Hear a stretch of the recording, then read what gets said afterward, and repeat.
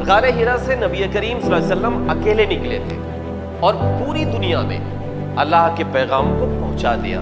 گادھی نام کا ایک شخص ننگے بدن ایک لاٹھی لے کر اکیلے نکلا اور انگریزوں کو بھارت چھوڑنے پر مجبور کر دیا۔ اپنا ویژن کلیئر رکھو اور ایک بار اپنا لکش کلیئر کر لو اس باز کی طرح، جب تک اپنا لکش اچیو نہ کر لو تب تک پیچھے مت ہٹو۔ اگر تم یہ سوچتے ہو کہ تم اکیلے ہو، کیا کر سکتے ہو، تو تم غلط ہو، کیونکہ اتہاس ہمیشہ انہوں نے ہی رچا ہے جو اکیلے نکلے اور کارواں ان کے ساتھ جڑتا چلا گیا۔ غار ہرا سے نبی کریم صلی اللہ علیہ وسلم اکیلے نکلے تھے اور پوری دنیا میں اللہ کے پیغام کو پہنچا دیا۔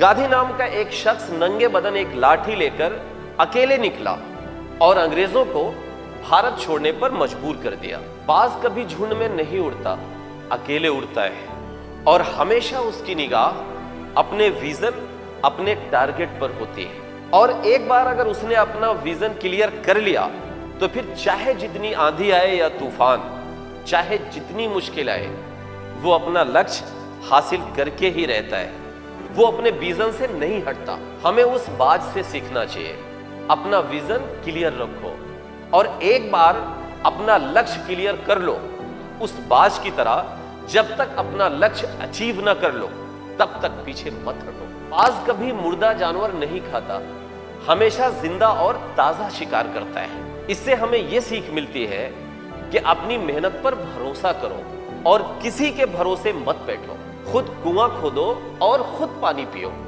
جو بیت گیا اسے بھول جاؤ۔ پاسٹ کا رونا رو کر اپنا وقت برباد مت کرو۔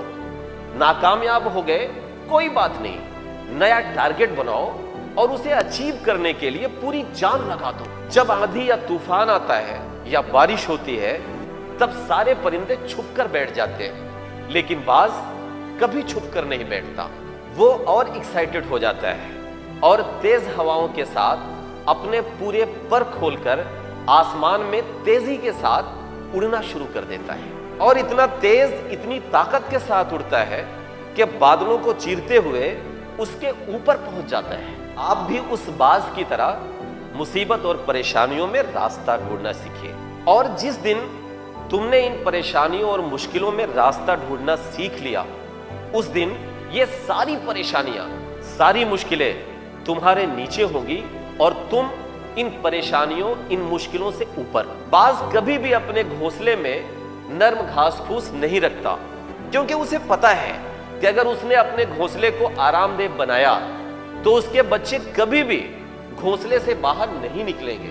اس لیے بچے پیدا ہونے کے بعد اپنے گھونسلے سے سارے گھاس پھوس خود نکال کر پھینک دیتا ہے۔ کمفرٹ زون ہماری کامیابی کا سب سے بڑا دشمن ہے۔ باز ایک چڑیا ہو کر اس بات کو سمجھتا ہے، لیکن ہم انسان ہو کر اس بات کو نہیں سمجھ پاتے۔ پرندوں کو منزل ملے گی ہمیشہ، یہ پھیلے ہوئے ان کے پر بولتے ہیں، اور وہی لوگ تاریخ لکھتے ہیں اکثر زمانے میں جن کے